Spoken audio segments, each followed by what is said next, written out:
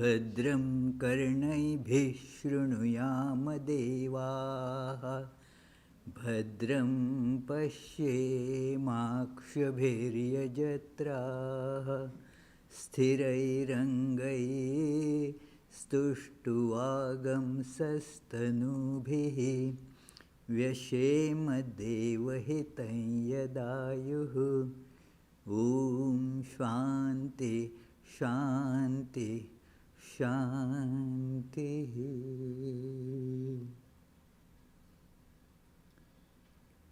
Let us pray together.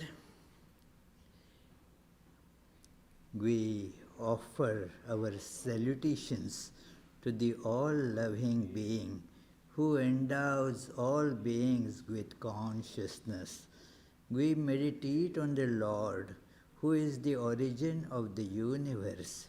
Lord, Thou abidest in all, Thou art all, Thou assumest all forms, Thou art the origin and goal of all, Thou art the self of all, Thou art existence, knowledge and bliss. Salutations unto Thee. May the world be peaceful. May the wicked become gentle. May all creatures think of mutual welfare.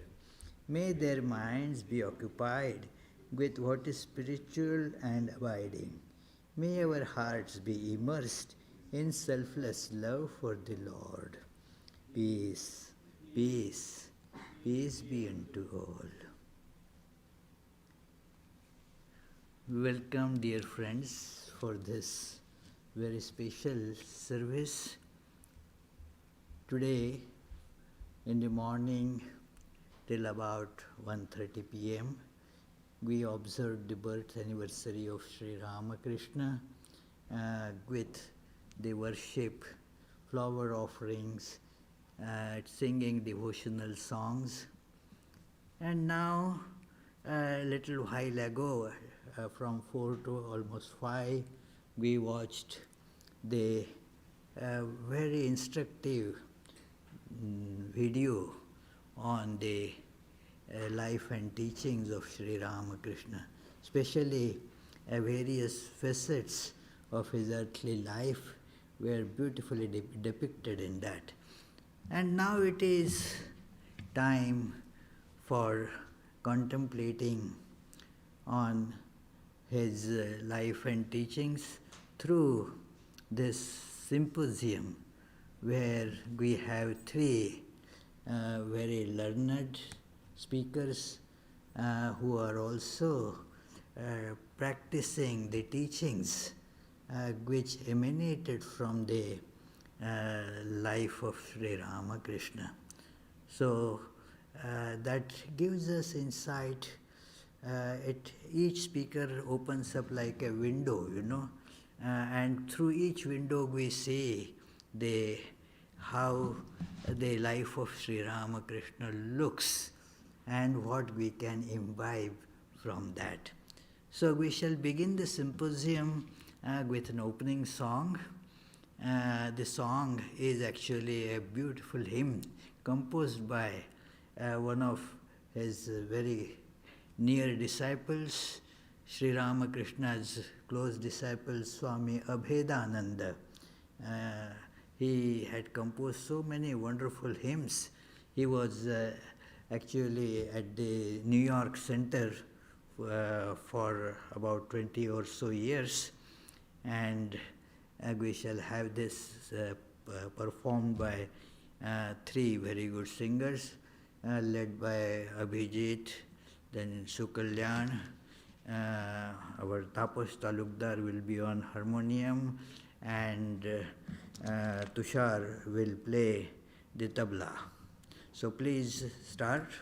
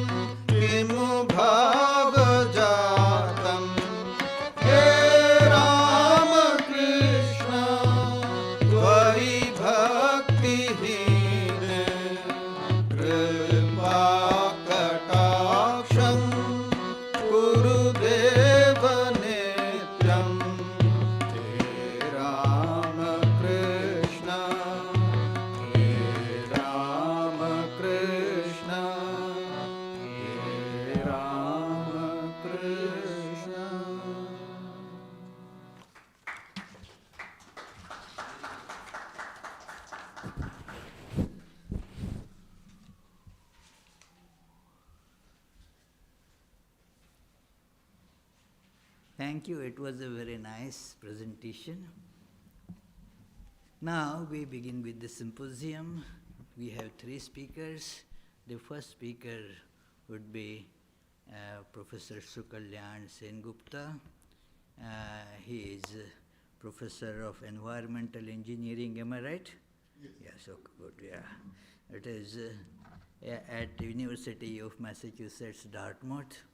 And he has been a very regular devotee coming here at least every Sunday and attending many programs. He has spoken here many times before. And you can see always how he has that professor's knack of explaining a subject in a very lively manner. So he will be, don't know what topic particularly he has chosen, but I'm sure it will be a very informative and educative talk. Dear Sukalyan, please.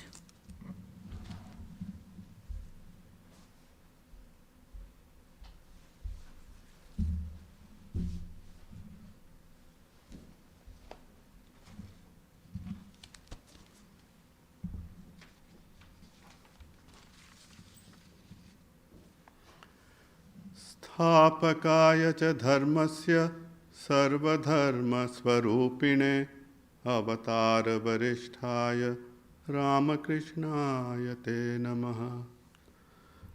Friends, when we seriously start to look at the teachings and life of Sri Ramakrishna, pretty much for most the first reaction is awe, supreme awe. I mean, when we read that there have been saints who have practiced austerities and spent their lifetimes for just one moment of that highest state of samadhi. In Sri Ramakrishna's case, it was kind of opposite. I mean, that supreme state was his natural state, and he had to work a lot to kind of come down to our plane so that he could interact with us, teach us, etc. But very soon that awe, disbelief turns to kind of resignation. Resignation in the sense that when you read his biography, it's almost impossible to relate to. I mean, the plane that he lived in, most people say, well, it's kind of beyond me. And the prayer that we had, I mean, he's an avatar, not just an avatar of Varishta. So, well, it's just way too much for me. That's the normal feeling. So how do we approach Sri Ramakrishna? How do we bring him into our plane or frame? Now, the first thing we have to appreciate is that there was no separation for Sri Ramakrishna between the sacred and the secular life. Most of our problems arise when we start on this path of spiritual practices that, well, how much time to devote, how much time for spiritual activities, how much time for the rest. In Sri Ramakrishna's case, this was never the case. And in fact, it should never be the case, because whatever you are doing, spiritual or secular, it's the same mind that you are using. So if you can train your mind, perfect your mind, have that one-pointed devotion, then no matter what sphere you are in, you will excel, you will be perfect in it. So I would like to share some instances where in Sri Ramakrishna's life, he was dealing at a very worldly level, but that gives us a lot of hope, inspiration, and it teaches us as well. So the first example, Sri Ramakrishna, of course, as you know, he was the priest at Dakshineshwar. So he is planning to go to Balaram Bose's house in Calcutta. And there is a horse carriage that has come. They get into the carriage starts for Calcutta. And then Sri Ramakrishna asks his attendant, well, did you pack my towel? Did you pack this piece of cloth? Did you do this? Did you do that? The attendant says, sir, I did pack your towel, but I forgot that piece of cloth. But you are going to Balaram Bose's house. Balaram will be more than happy to give you a piece of cloth. What does Sri Ramakrishna do? He says, stop the carriage. Go back, let's go back. They go back to Dakshineshwar. He then tells his attendant, now go and fetch the piece of cloth. Comes back, the attendant comes back. Now they start again. And Sri Ramakrishna explains, and he says, well, you see, nobody likes to be with or meet with people who are not organized. So if I went and told Balaram that I forgot to bring my piece of cloth, he would happily give one to me. That's not the issue. But it would still kind of be in his mind that this person is not that well planned, well organized. So the second one is very hilarious. I like it very much. Somebody borrowed a pair of scissors from Sri Ramakrishna. And that person, negligent as he was, he forgot about it, forgot to return it. Sri Ramakrishna's life turned upside down. Until he got that pair of scissors back, he could focus on nothing. So he would constantly send missives to this person, inquire only when did he get his pair of scissors that he was satisfied. So you see, one-pointed devotion. Then, for those of you who have been to Dakshineshwar, I'm sure you have been to his room, very tiny room, but extremely organized. He knew exactly where each piece of where each item was, so that even if there was it was in the dark, he could get it blindly. And nothing escaped his attention. So even though he stayed in that highest realm for so long, when he was not in that highest realm, when he was in this worldly plane, nothing escaped his attention. So he was training to be monks later on, and so his injunction was, well, you eat as much as you want during the day. Lunch, no problem. Dinner, you have to be very frugal in your meal. And the reason was, of course, that after dinner, he would sit down with them for meditation and he would train them. And one day he sees one disciple and he immediately knows that this disciple has had too much to eat. So he asks him, how many chapatis did you have? And the person says, I had this. What? This much? I told you not to have more than this. And he goes straight to Holy Mother. But of course, he's rebuffed by the Holy Mother. That's a whole different story. But the point is, it didn't escape his attention. Then another incident where this kind of ties also with his compassion. This is the incident where he went to Kashishwar Mitra's house. Incidentally, we have Prithvi sitting in the audience. I personally want to thank him. He is the one who took me to this house. It's a very historic place where Sri Ramakrishna went. Kashishwar Mitra was a Brahmo, and his two sons, they organized a Brahmo celebration. They invited Sri Ramakrishna. Sri Ramakrishna went with Rakhal and M. And that event was not very well organized, pretty chaotic, confusing. And after that Upasana, that meditation session, the custom was that, well, the people whom you invite, you kind of treat them to supper, you take good care of them, so forth and so on. Nothing of that sort. The two sons were kind of busy doing a whole lot of things. Nobody was even paying attention to whether Sri Ramakrishna was fed or not. So Rakhal, as you know, was young blood. He told Sri Ramakrishna, let's go back to Dakshineshwar. This is not acceptable. So Sri Ramakrishna says, hey, what are you saying? Let's go back to Dakshineshwar. Now, if we have to go, how would we go? How would we pay the carriage fare? I mean, in those days, the tradition was that whoever invited you would also give you the carriage fare for your way back. So, who would pay for the carriage fare? Even if we get to Dakshineshwar, where will we get food at this late in the night? So, be practical. And then, long story short, they find a place in the corner of a room and asked Sri Ramakrishna to sit, kind of dirty. He does sit there. The lady who's serving luchi, fried dough and curry, vegetable curry, Sri Ramakrishna, as you know, he couldn't take food which wasn't prepared in the purest way. But he somehow managed. ate 1.5 luchis with a bit of salt, some sweets. Now the time comes to go back. Of course, he has to get that carriage fare first. After a lot of difficulty, they get this carriage fare. That too, not the whole one. I mean, the full fare was 3 rupees and 2 annas. It's Indian currency, still not used anymore.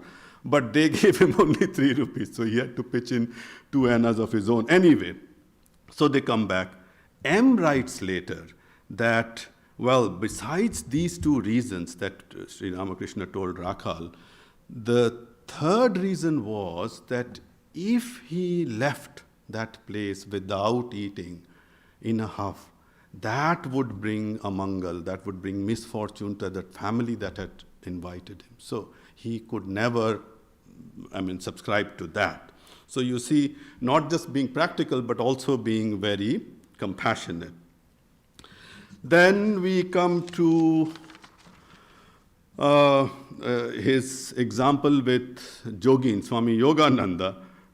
Swami Yogananda, he is sent to the market to buy a pot. He comes back and Sri Ramakrishna finds there's a crack in that pot. He gets very angry. He tells Jogin, well, did you, so he first says in Bengali, "Ti bhakta hobi to boka hobi keno?" If you be a bhakta, but why should you be a stupid fool? So he says, well, when you went to the market, did you look around a number of places to get a feel for the price for this? He said, no. He said, see, you should always go to a number of places, look at their price, only then should you decide to buy at a shop, and only after you examine it thoroughly. So see how very detailed worldly advice. We think that when we get to the spiritual path, all these worldly things, they are annoyances.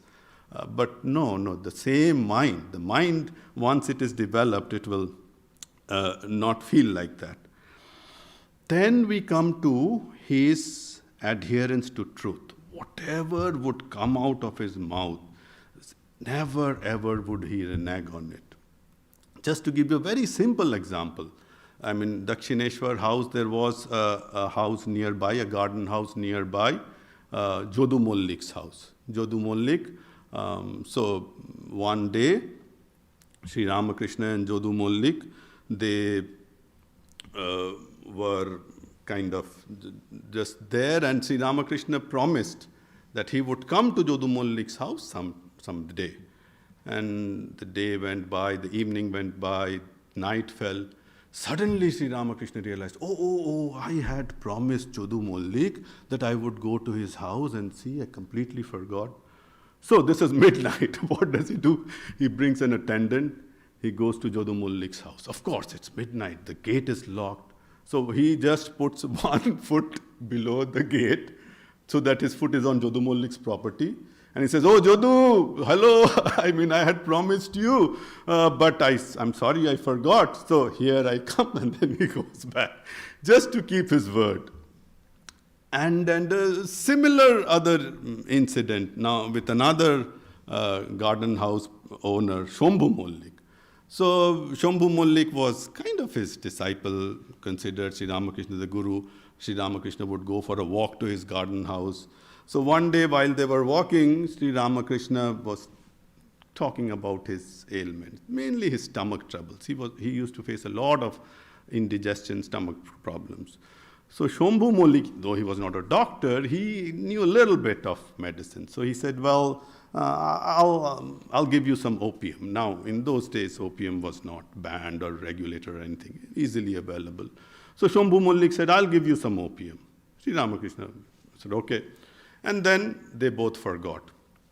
After some time, Sri Ramakrishna remembered, Shambhu Mollik had told me he would give me some opium. So he goes to Shambhu Mollik's house. Now, Shambhu Mollik is not available.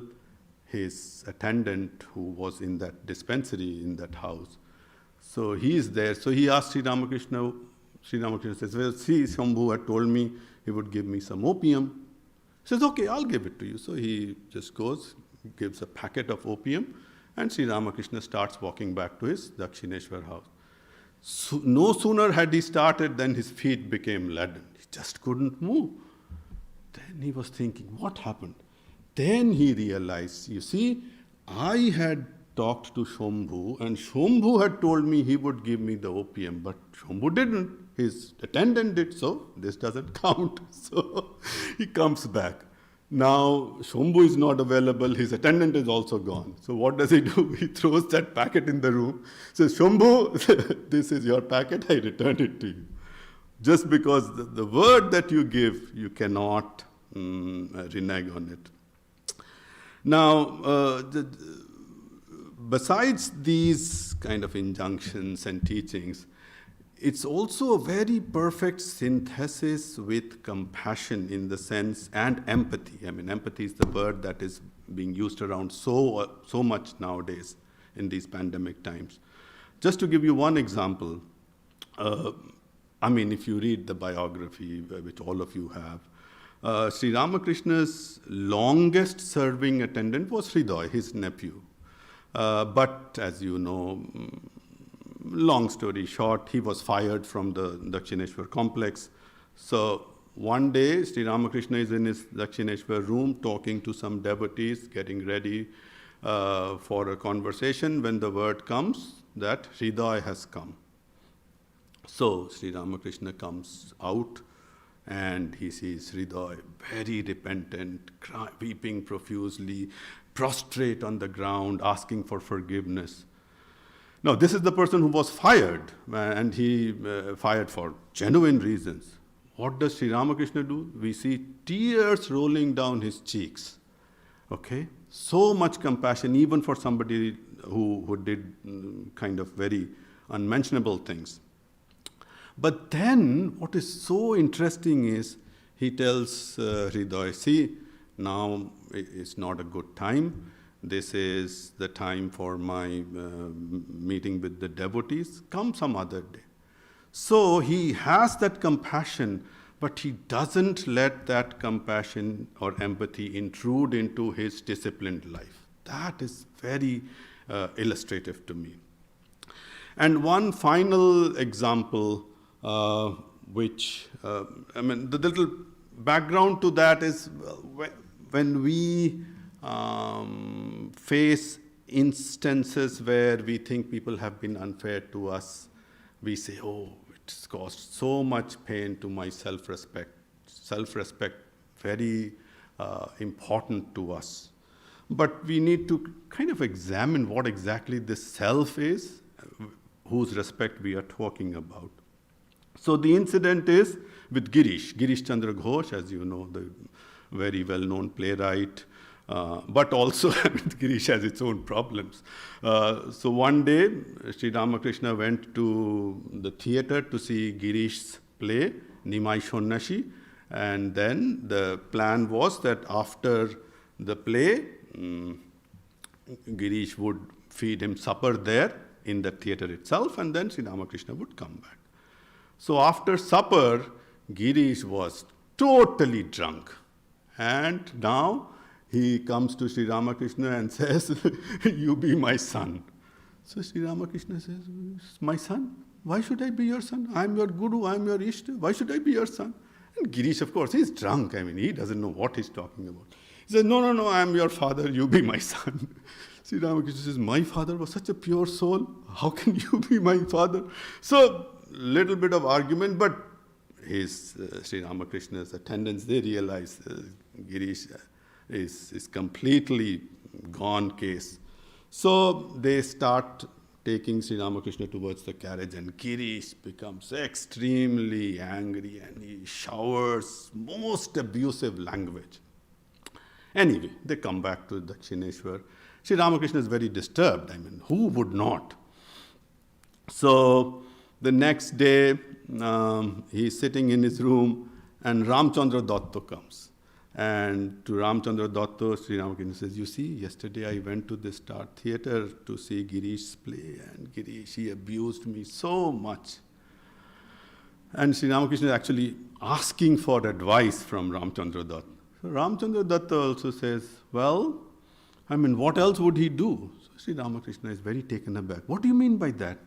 So he then recites this story from the Bhagavatam. I mean, we have this Friday Bhagavatam class. We are in the 3rd volume. In the 10th volume, there is a story that there is this serpent Kalia, and Kalia is creating havoc. And so Krishna goes and he then fights with Kalia. And then Krishna asks Kalia that why do you spew so much venom, so much poison all this time? So Kalia says, well, Lord, you are the one who gave me poison. You didn't give me nectar, so what can I do? So Ramachandra Datta recites this story, and that's it. Sri Ramakrishna says, okay, you are correct. He goes to Girish's house and says, Girish, yeah, I have come. And Girish, of course, once Sri Ramakrishna left the day before, he was so repentant. He didn't have any food. Nothing would console him. And then the next day when he sees Sri Ramakrishna, he says, had you not come, I would have thought you are just kind of a normal person, maybe a little elevated. But now I know that you are a Paramahamsa. So, when we say self-respect, we need to be very discriminative in, is it really self-respect or is it our ego that's really prohibiting us from these things? So, with that, thank you very much for your patience. Jai Sri Ramakrishna.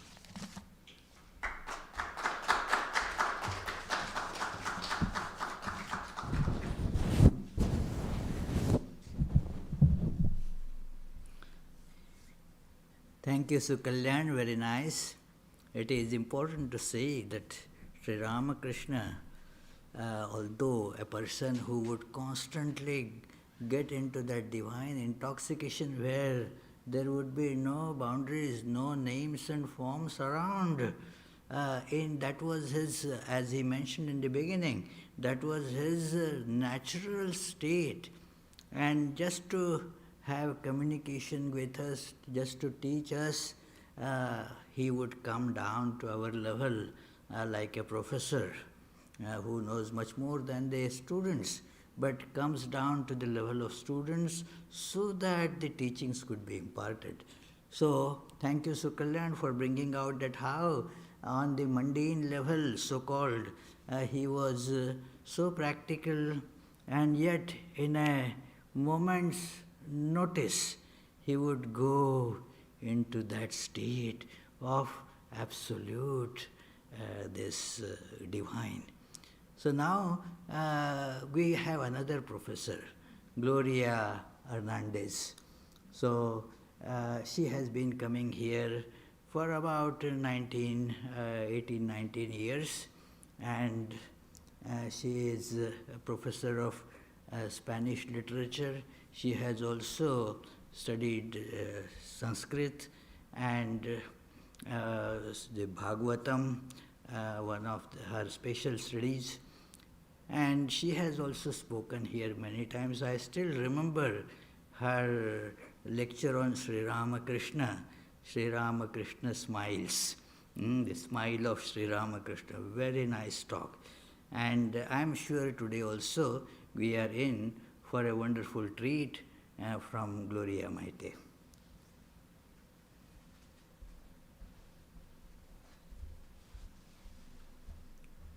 Thank you, dear Gloria. Two things that I request you to speak here, give lecture, because these lectures will bring you closer to Sri Ramakrishna than the lectures you give in the university. So anyway, if you have to give lectures, better give lectures about this. So the second point, yes, the interior castle description is very, very similar to what Sri Ramakrishna, as you pointed out, says about these 7 planes described in Vedanta and Tantra. So one point, you mentioned about Gospel of Sri Ramakrishna, a similar description that how Sri Ramakrishna is trying to explain these states to the disciples comes in Sri Ramakrishna Leela Prasanga, Sri Ramakrishna and his divine play. And there he is describing how the mind goes from one level to another level to another level, and then after explaining how it goes to the sixth plane, as he tries to go to the seventh description of seventh, he goes into samadhi.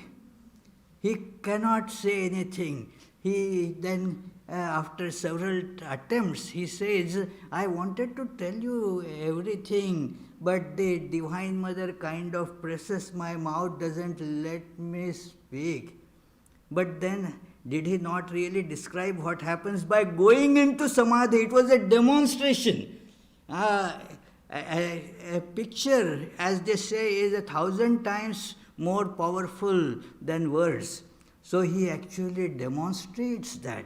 So this is a very good understanding, that is, there is a very beautiful book, an old book about the philosophy and the experience by a philosopher in the Calcutta University. He was a professor of Calcutta University, M.N. Sarkar. That book is there in our library too. It is, and he says that we philosophers, we make systems for our understanding. Let us remember the systems are for our understanding. We can never capture the experience in any of the systems. We make boxes, but the experience eludes the boxes. It is like, how can you describe the taste, for example, of OPG pancake? You can write something, but then that's, it doesn't really make much sense.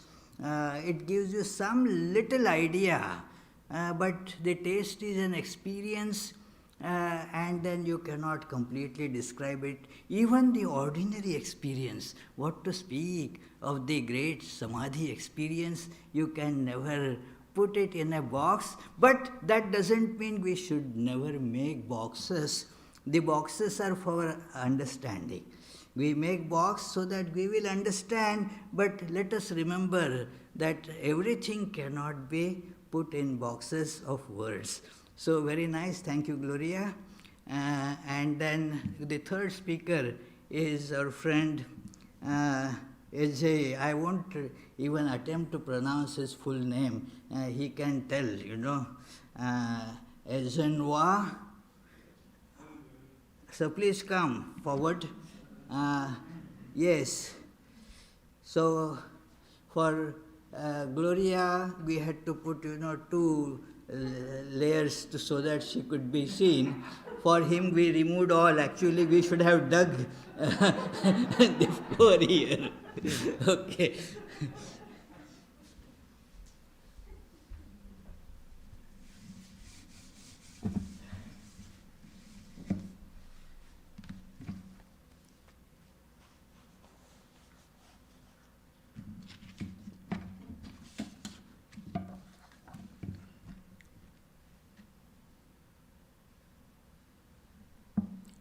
How I learned of Sri Ramakrishna in Nigeria. I would like to begin this discussion with a concept that I once heard in a talk by a revered Swami.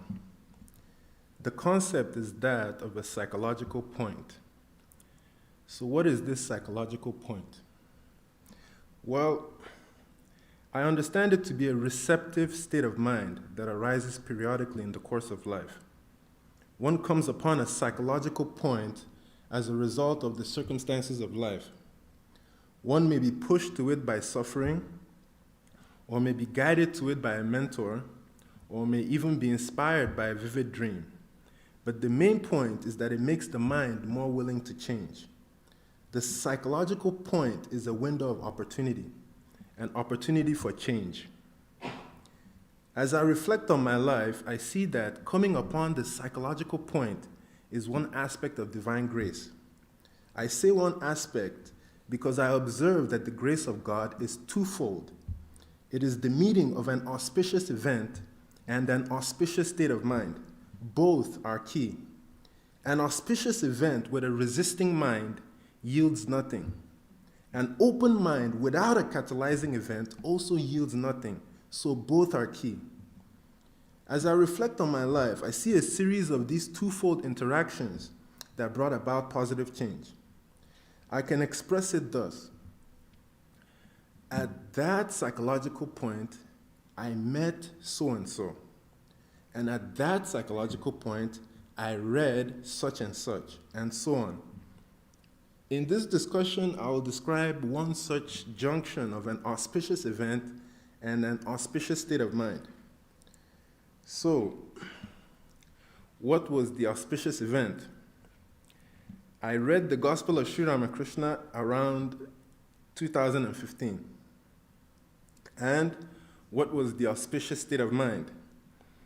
Well, I was in the midst of a crisis of religious identity. Now, let me briefly explain the journey to this psychological point. I was born into a Roman Catholic family. I was never urged to study the Bible. The sole requirement was to attend Sunday church service. Around 2005, I decided to read the Bible for the first time.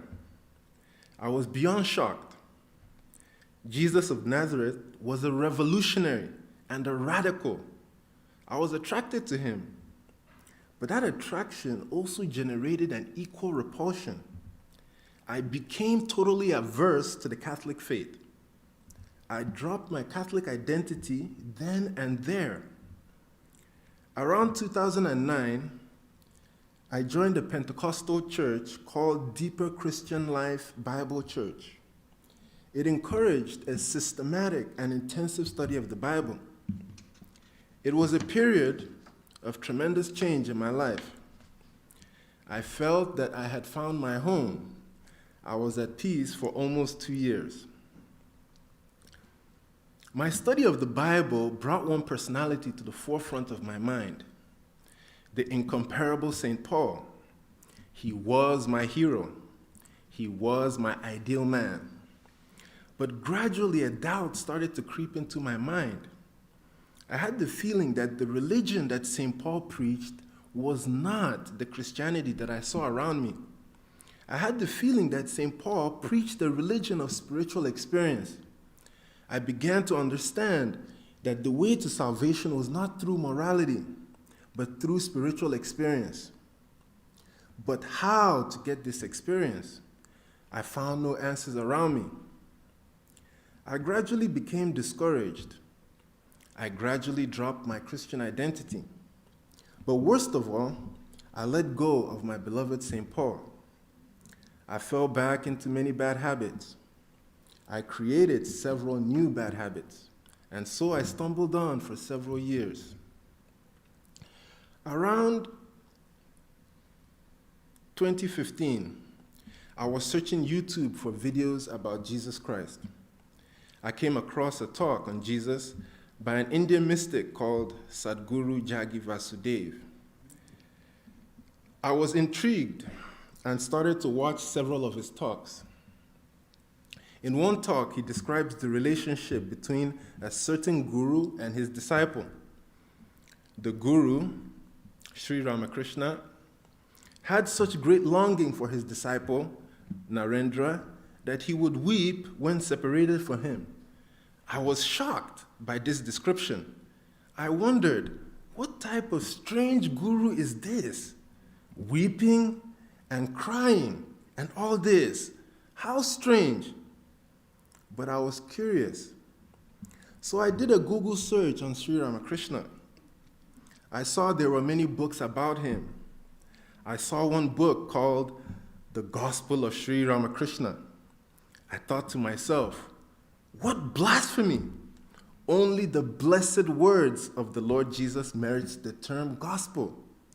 Who is this man? Who does he think he is? I read some reviews on the book. One comment struck my mind with tremendous force. The reviewer mentioned the Christ-like parables of Sri Ramakrishna. I said, what?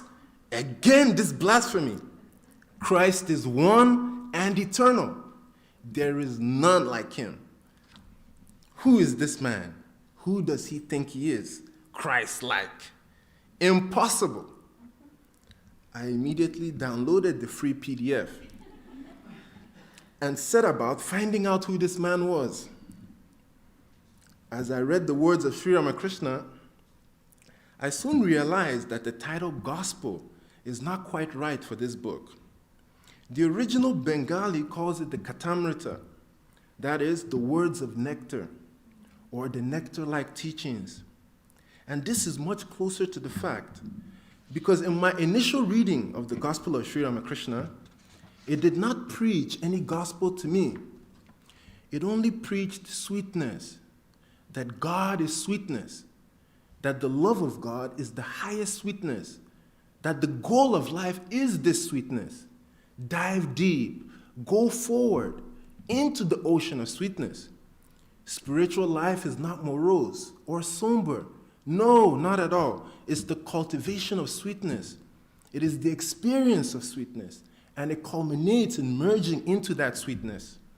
I was stunned. Such a profound message. I never could have imagined such a thing in my wildest dreams. Now, in my initial reading of the Gospel of Sri Ramakrishna, I discovered that it is not so much a book, but a place. It is the most remarkable thing. As I would devour page after page in one sitting, I would totally forget about Lagos. Sometimes hours would pass. I was somewhere. I was in some mental space. You see, I knew very little of India then, just some articles here and there. I perhaps had heard of Bengal. I certainly had heard of Calcutta, but Dakshineshwar was entirely foreign. But I was there.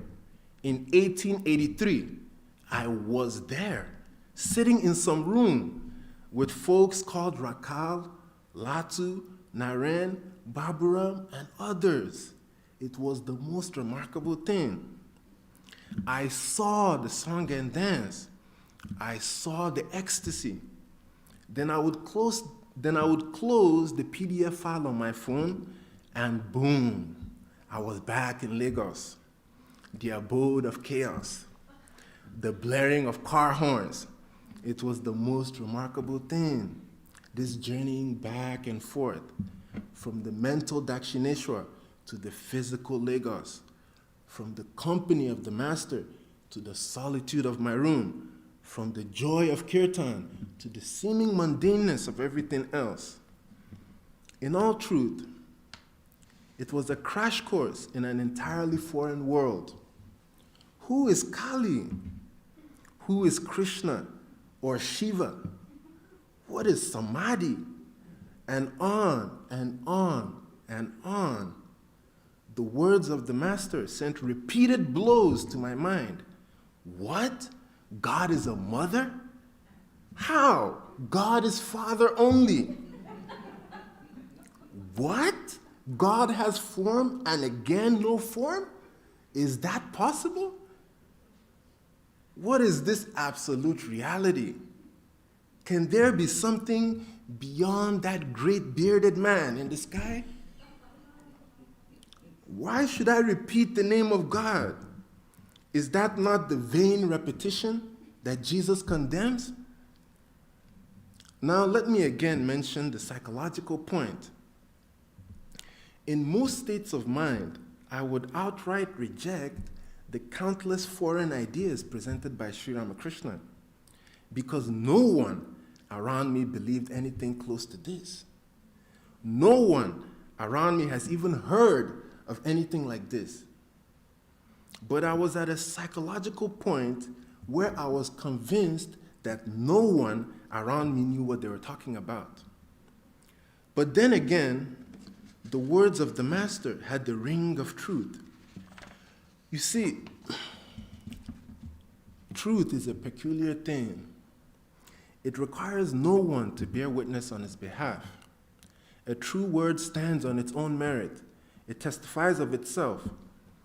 I had no choice but to begin a long process of digesting seemingly impossible ideas. How can one chant Hari, Kali, Shiva in one breath. 3 gods in one heart. It must be impossible. Yes, impossible, but true. In all truth, in the midst of all these foreign ideas, there was a striking familiarity to some of the words of the Master. I should actually say that it was through Sri Ramakrishna that I started to better understand St. Paul. Let me give 2 examples.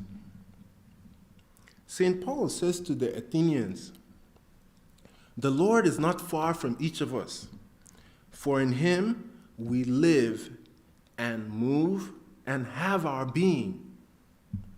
I could never understand this verse. It inspired and haunted me in equal measure. I knew this verse spoke of something much higher than the common conceptions of mainstream Christianity. But how can one possibly live in God? Is not God the Father in heaven? Then I read the words of Sri Ramakrishna. He says, God has become all this. God has become the universe, the living beings, and the 24 cosmic principles. Wow. This blew my mind. God is the immanent reality of creation, right here, right now, and everywhere. I was stunned. Elsewhere, St. Paul writes to the Corinthians, "I know a man in Christ who 14 years ago was caught up to the 3rd heaven, and I know such a man, how he was caught up into paradise and heard inexpressible words, which it is not lawful for a man to utter." I could never understand this verse. I knew this verse spoke of something much higher than the common conceptions of mainstream Christianity. But how can one go to paradise before death? Then I read Sri Ramakrishna's description of the 7 mental planes. He says, in the 4th mental plane, the heart of man is blessed with the vision of divine glory, and he cries out, "What is all this? What is all this?" I was blown away when I read this. It was several episodes like this that removed some of the doubts that I had about Sri Ramakrishna. At that point, I knew absolutely nothing of Vedanta, but it became increasingly clear to me that Sri Ramakrishna spoke of something far beyond the scope of the Bible. I started to understand that Sri Ramakrishna attained to a spirituality far exceeding that of St. Paul. At a minimum, he was of the same stature of Jesus Christ. I even dared to wonder if Sri Ramakrishna embodied something even greater. I tell you plainly, I was shocked at my own thought process. You see, I cherished Sri Ramakrishna in secret for a few years. In secret, because Nigeria is a country of strong religious opinions. The religious mold is firm set. There is little freedom of religious thought. I had Sri Ramakrishna's picture on my phone as my screensaver and wallpaper. But it made me very, very uncomfortable to let anyone touch or even look at my phone. But why? Because I knew that if anyone sees this picture, they would invariably ask, who is this half-naked Indian man in some sort of trance? And what could I possibly say in response? It would certainly lead to a stern scolding from my elders, saying, "Ezenwa, I see you have joined a cult. You are now practicing Indian black magic. Repent, repent right now, or you will burn in everlasting hellfire." Alas, what to do? On many occasions, I deleted Sri Ramakrishna's picture from my phone, but would always put it back. I felt ashamed that I was attracted to this man. Now, it was after coming to the Vedanta Society of Providence that I learned a little bit about Swami Vivekananda, that I learned that Vivekananda was the chief disciple of Sri Ramakrishna, that he was his perfected instrument, his voice to preach the eternal religion to the world. But you see, I perceived things slightly differently because I knew the master before I knew his great disciple. So it appears to me that Sri Ramakrishna is preaching himself in all corners of the globe. He is enacting his divine play again and again. His immortal words, his depth of sweetness, his broadness of religious understanding. And to that great master, I bow down again and again. Thank you.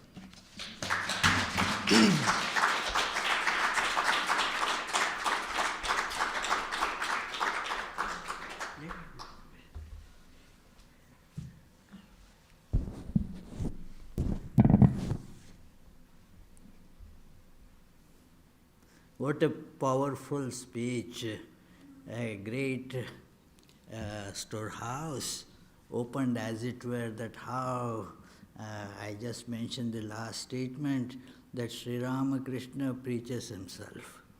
He doesn't need some other instrument as such, but that instrument also is a great help to properly assimilate the message of Sri Ramakrishna. You can see how the transformation takes place, and it is not that the Christianity to Vedanta, it is not like that, but understanding Christianity in much better light, as he saw that after reading Sri Ramakrishna's this gospel, he could understand the message of Saint Paul much better. It is, we always, the religion as preached, it is meant for various different people of different levels of this spiritual and psychological, as he mentioned, psychological journey. So, all that is necessary at some level. But then, like you do not need to read the book of kindergarten when you are graduated to, say, 7th or 8th grade. But that doesn't mean that that book was not necessary. For some, that book was necessary.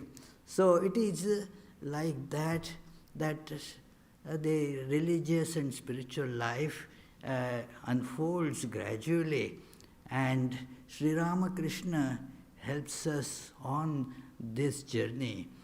For those who grew up with Vedanta, easily understandable thing is that Sri Ramakrishna and Jesus, only the dress is changed.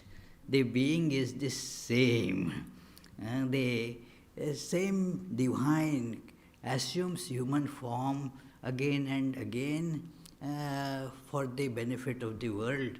So therefore it is not a contradiction whether Sri Ramakrishna is greater or Jesus is greater or Buddha is greater. It is the same being. Like if it is, say, we went out when the temperature was 5 degrees Fahrenheit, and then we had put layers and layers. But did I change? Did the person change? The person was same with different clothing.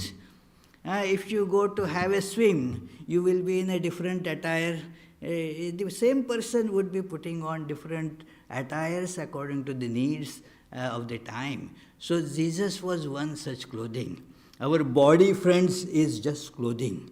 Our body is not I. So therefore, there is as such no distinction between Jesus and Sri Ramakrishna. So, let alone contradiction, there is not even distinction, but Sri Ramakrishna speaks to this time. The attire that is called Sri Ramakrishna is more congenial to be understood and to be implemented in life in these times. So, therefore, when we see that, we understand the message of Jesus, the person that Jesus was. And as you must have read in life of Sri Ramakrishna, that how he went into samadhi looking at the picture of Jesus, and then Jesus kind of merged in his person. So we see all these great ideas. Anybody, as Swami Vivekananda mentions, anyone who comes in touch with Sri Ramakrishna, the life will become completely changed and divinized. It will become a transformation from man, the animal, to man, the God. It is a process of transformation. Like you have a machine, these days there are all those conveyor belts. As you have, you put cow at one end, and get the hamburger at the other end of the line, you see. So it is, so man, the animal, kept at the end of one, that machine, and at the other end you take out man, the God. So that is how the touch of Sri Ramakrishna does, that it's a machine for transformation. Put the man, the animal, like we all are, man, the animal at one end, and it gets transformed. The ego gets thrashed. The transformation happens, and what comes out is man, the God. That is what that statement right on the wall, written. It is, although it is on the wall, it is not writing on the wall in that sense. It is, religion is the manifestation of divinity already in man. So, friends, on this very blessed occasion, we pray to Sri Ramakrishna to bless us, to divinize our life, to bring out that sense, as he mentioned, that the bliss, the happiness, that sweetness, that is what Vedanta, these are the words of Vedanta, Madhu. The word is Madhu, that it is the whole universe becomes then the ocean of sweetness. So you dissolve yourself in that. So thank you, friends. We shall conclude with the closing song. Before that, I will recite the closing prayers. The closing song also will be sung by the same, our musicians. So I request them to come forward by the time I read the closing prayers. May the Divine, who is Father in heaven of Christians, Holy One of the Jewish faith, Allah of the Muslims, Buddha of the Buddhists, Tao of the Taoists, Great Spirit of the Native Americans, Ahur Mazda of the Zoroastrians, and Brahman of the Hindus, lead us from the unreal to the real, from darkness to light, from death to immortality. May the all-loving being manifest himself unto us and grant us abiding understanding and all-consuming divine love. Peace, peace, peace be unto all.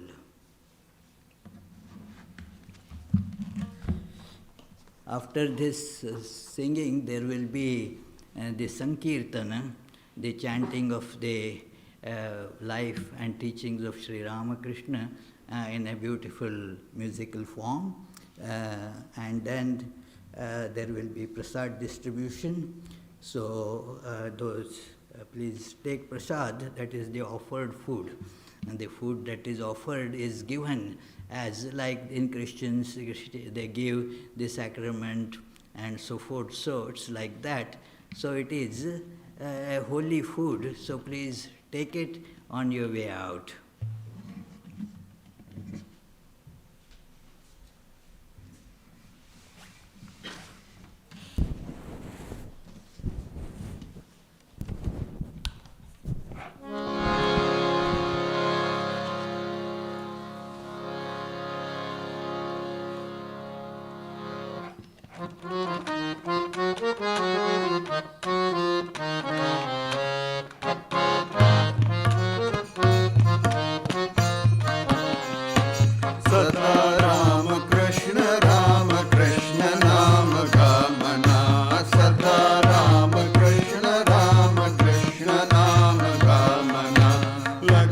लगा मगन चरणन में मगन बना जामना, लगा मगन चरणन में मगन बना जामना, लगा लगन चरणन में मगन बना जामना, नाम गामना सदा राम कृष्ण नाम गामना।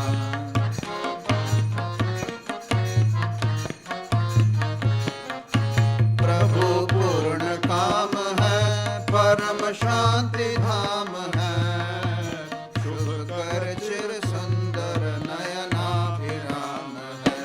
प्रभु पूर्ण काम है, परम शांति धाम है, शुभ कर चिर सुंदर नयनाभिराम है।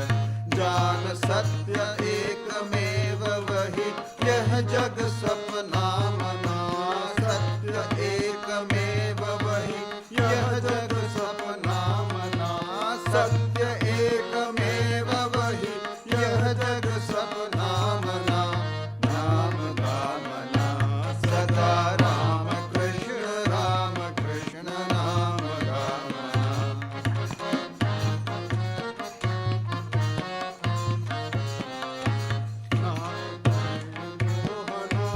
हरे हृदय में प्रकाश, हरे कर्म पाश दूर करे सकल त्रास, नाथ करे मोहनाश।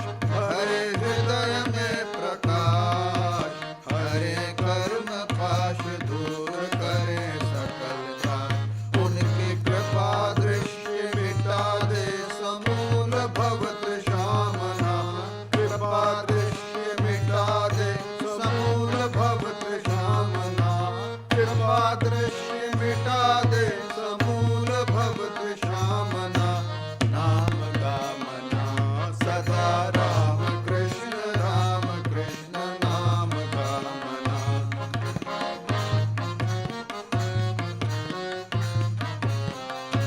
वही परम सुख निधान, अकारण करुणावान, सहज करे नत जन को परम पद प्रणाम। वही परम सुख निधान, अकारण करुणावान, सहज करे नत जन को परम पद प्रदान। वही कमल चरण बना शरण, तज दे भ्रम नामना, कमल चरण बना शरण, तज दे भ्रम नामना, कमल चरण बना शरण, तज दे भ्रम नामना, नाम गामना सदा राम कृष्ण नाम गामना। लगा लगन मगन चरणन में मगन बना जामना, लगा लगन चरणन में मगन बना जामना, नाम गामना सदा राम कृष्ण नाम गामना, सदा राम कृष्ण नाम गामना, सदा राम कृष्ण नाम गामना।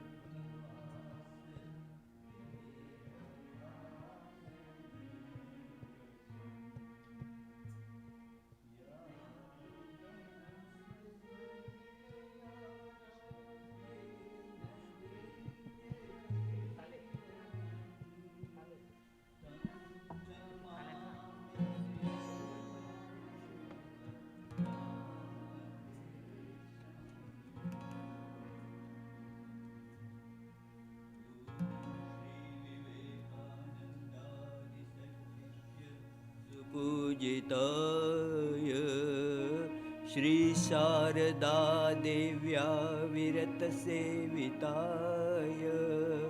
श्री रामकृष्ण परमहंसाय अवतार वरिष्ठाय च ते नमः। परब्रह्म पराशक्ति जगद्रूप रामकृष्ण धर्मरक्षणाय जगति देहधारी रामकृष्ण। परब्रह्म पराशक्ति जगद्रूप रामकृष्ण धर्मरक्षणाय जगति देहधारी रामकृष्ण। जन्मपूतवङ्गदेश नित्यवंश रामकृष्ण चन्द्रमणिक्षुदिराम मोक्षदातृ रामकृष्ण। शैशवेऽपि शिल्पगीत कलानिपुण रामकृष्ण। पक्षिपङ्क्तिदर्शनात् समाधिमाप्त रामकृष्ण।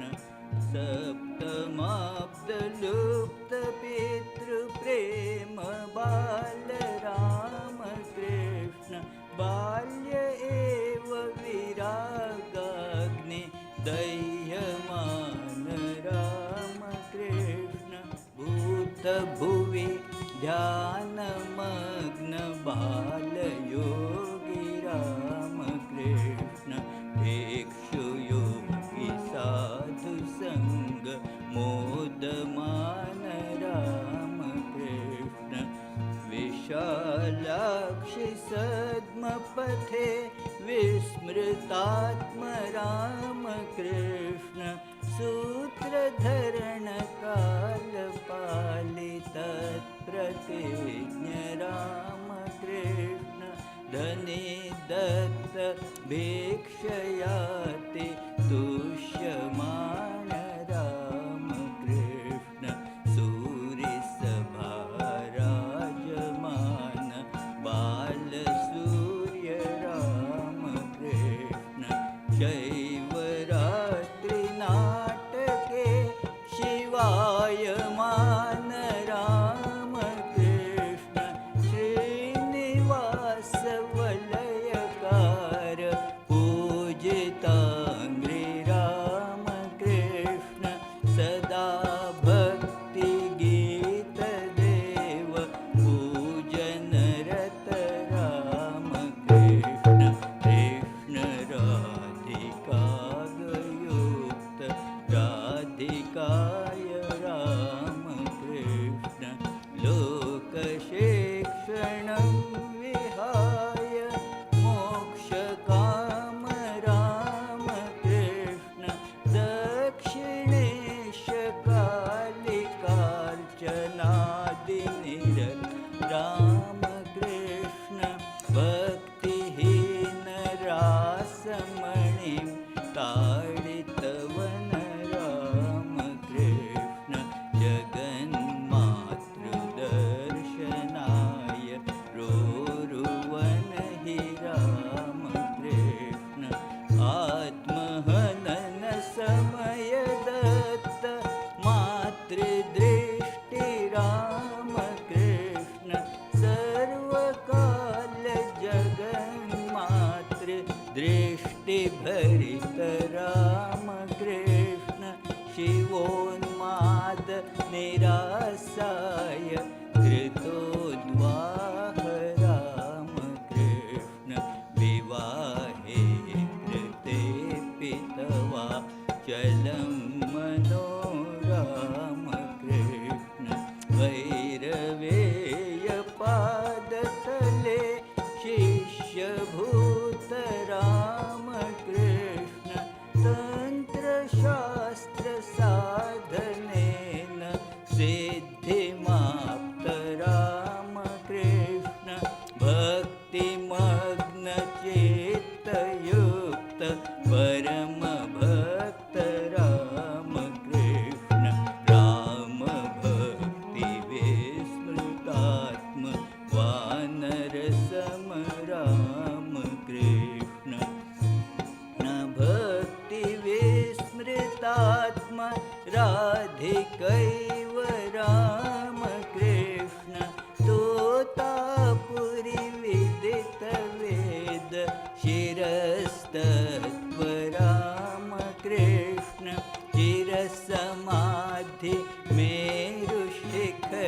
दृढस्थान राम कृष्ण साधन समयेऽपि शिक्षे आत्मगुरो राम कृष्ण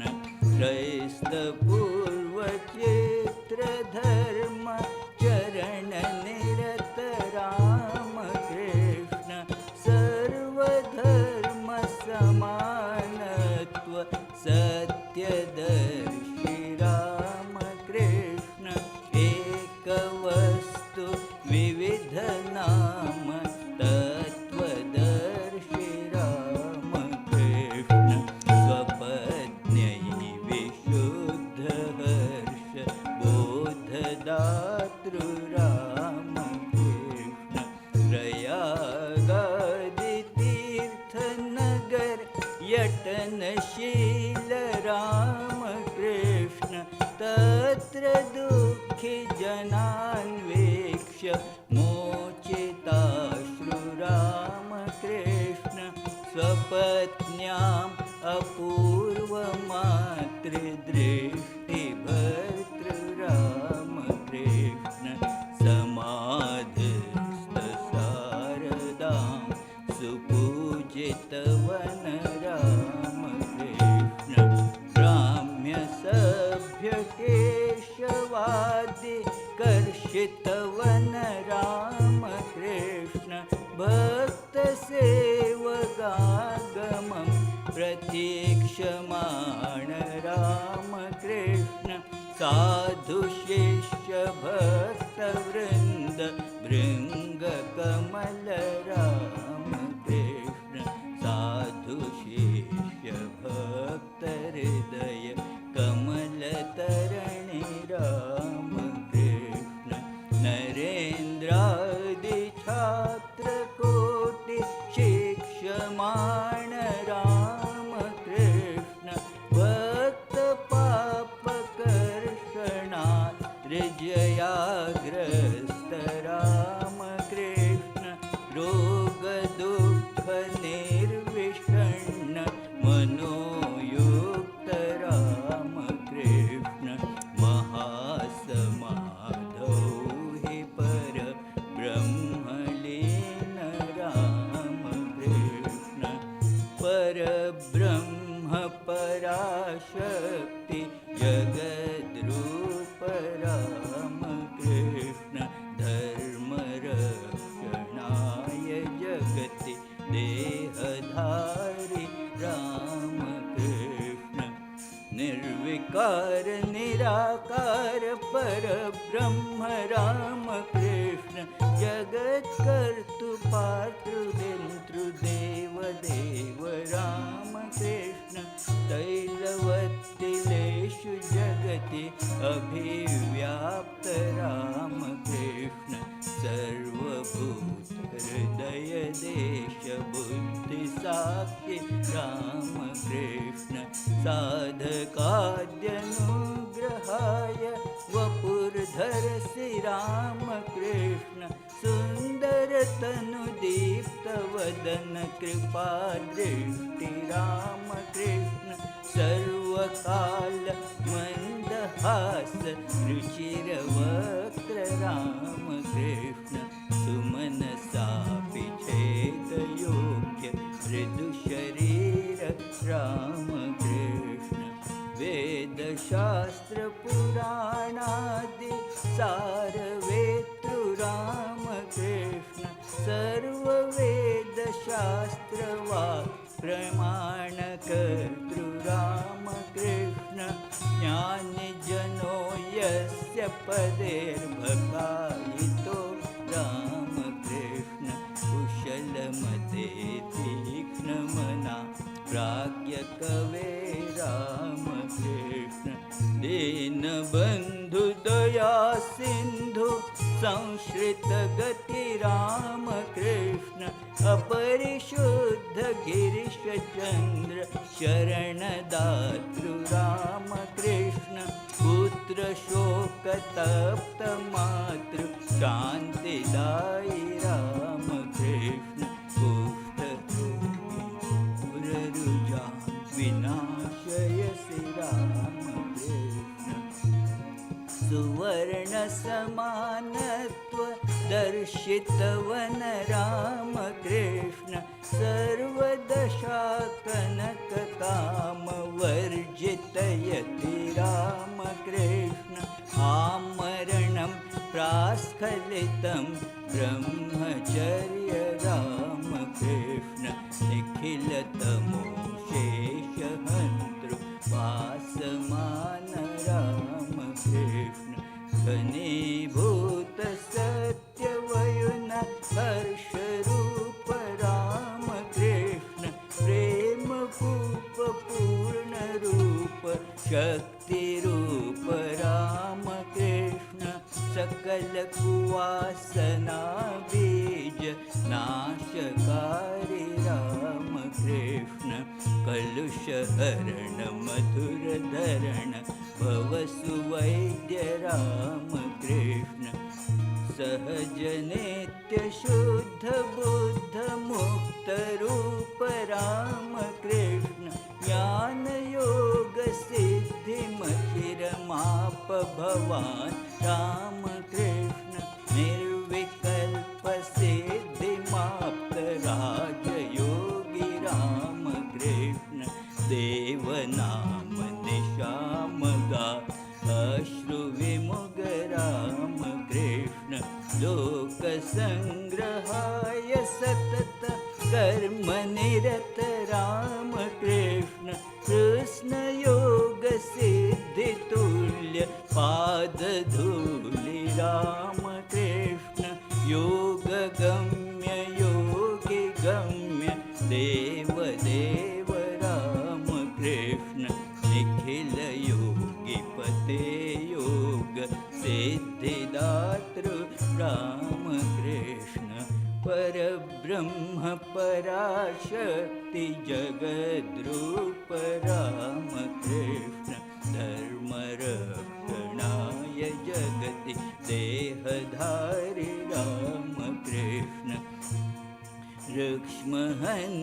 ऋक्ष्महन्यदृष्टमपि भवत्येव रामकृष्ण अज्ञगूढ ईश्वरोऽपि तथा भवति रामकृष्ण मायया पिहितत्वात् अवीक्षितस्तु रामकृष्ण हेमकामगणं कुमायेति वेद्मि रामकृष्ण तस्य बन्धुरहङ्कार इति ऋतो रामकृष्ण भक्तिहीन पण्डितस्तु गृध्रसमो रामकृष्ण साधिकार पुरुष एव गुरुर्भवेद् रामकृष्ण असति जगति मग्नजनो अमुक्त एव रामकृष्ण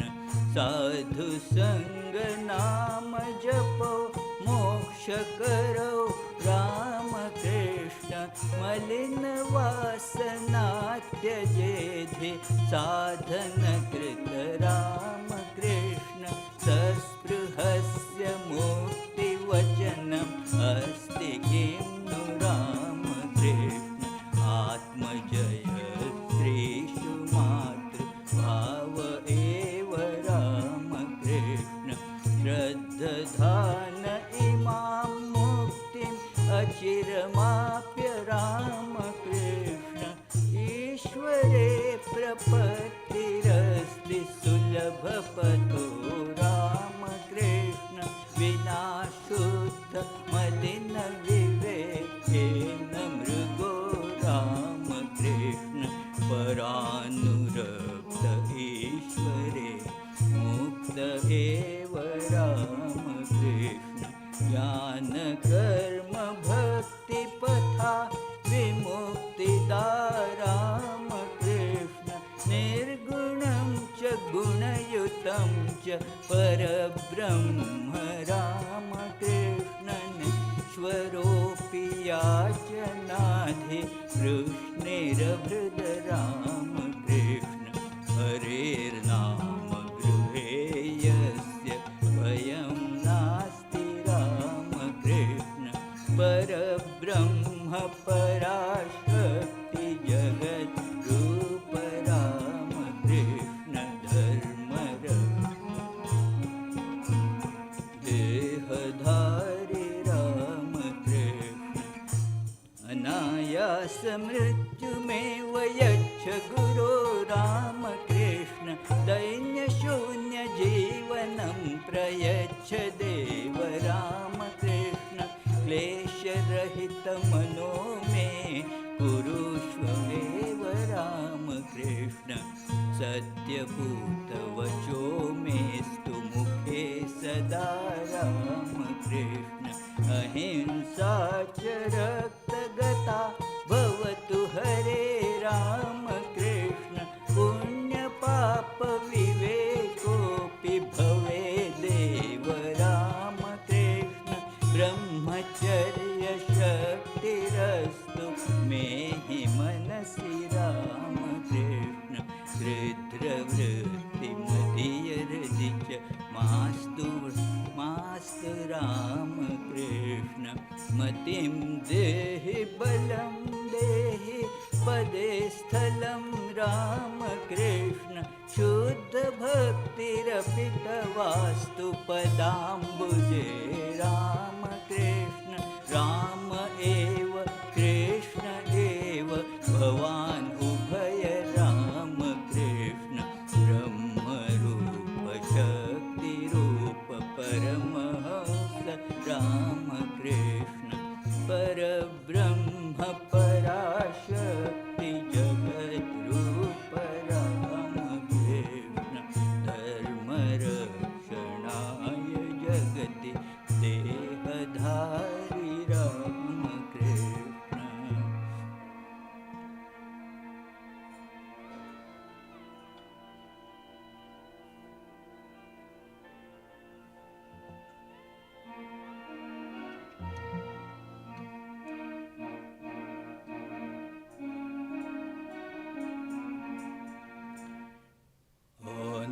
आनन्ददायका परमहंस आनन्ददायका परमहंस कालीप्रिया गदाधरा रामकृष्ण कालीप्रिया गदाधरा रामकृष्ण आनन्ददायका परमहंस कालीप्रिया गदाधरा रामकृष्ण कालीप्रिया गदाधरा रामकृष्ण धर्मस्वरूपा धर्मरक्षका धर्मस्वरूपा धर्मरक्षका शारदा मनोहरा शान्तिदायका शारदा मनोहरा शान्तिदायका आनन्ददायका Paramhans आनन्ददायका Paramhans कालीप्रिया Gadadhara Ramakrishna कालीप्रिया Gadadhara Ramakrishna कालीप्रिया Gadadhara Ramakrishna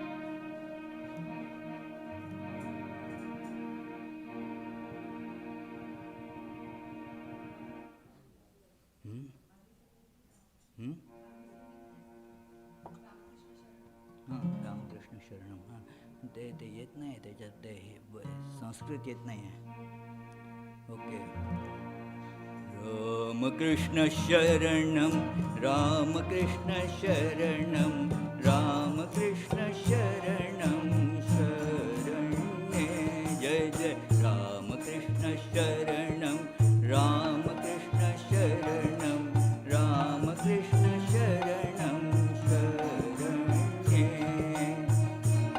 Krishna Sharanam, Rama Krishna Sharanam, Rama Krishna Sharanam, Sharanam. Rama Krishna my refuge, Rama Krishna my refuge, Rama Krishna my refuge, my refuge. Rama Krishna my refuge, Rama Krishna my refuge, Rama Krishna my refuge, my refuge. Sharanagatoham, Sharanagatoham, Sharanagatoham, Sharanagatoham, Sharanagatoham,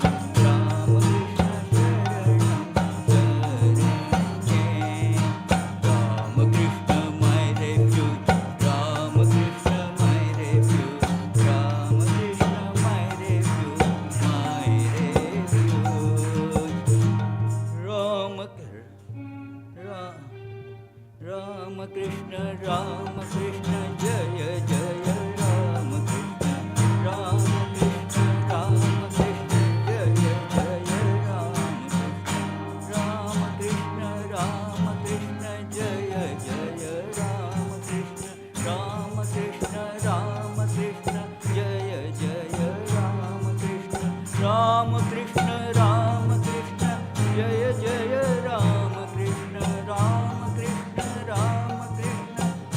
Jaya Rama Krishna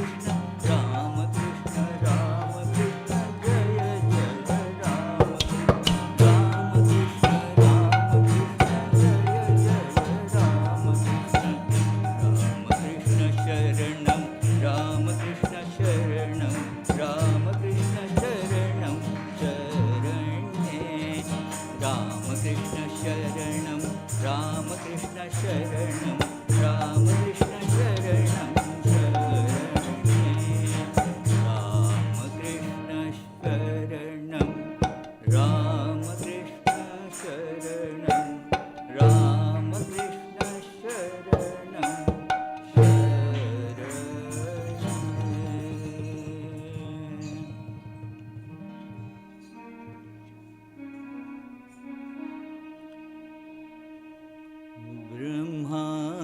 ब्रह्मानन्दं शिवं शान्तं प्रेमरूपं निरञ्जनं योगीशमद्भुतं नित्यम् अखण्डाद्वैतलक्षणम् विज्ञानं त्रिगुणातीतं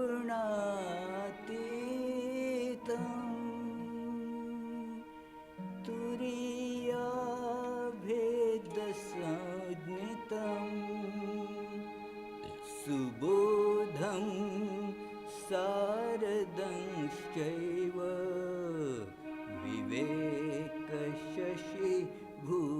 विवेकशशिभूषणम्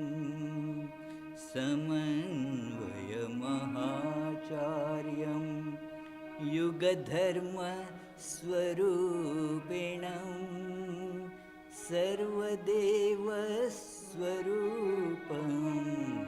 श्रीरामकृष्णं नमाम्यहं सर्वदेवस्वरूपं श्रीरामकृष्णं नमाम्यहम्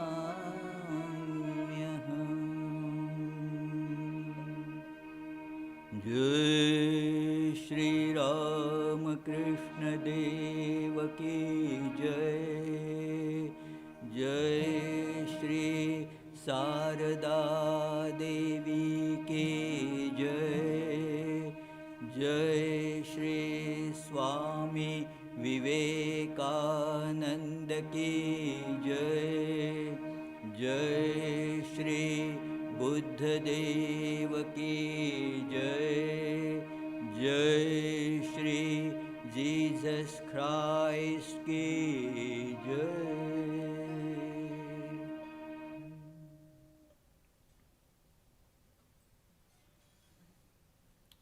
So friends, today's program is over. Many thanks. Many thanks, Peter, for coming at the right time. Thank you for all the music performers. And please, those who have not taken prasad on the way out, please take prasad. Rishali, is there prasad?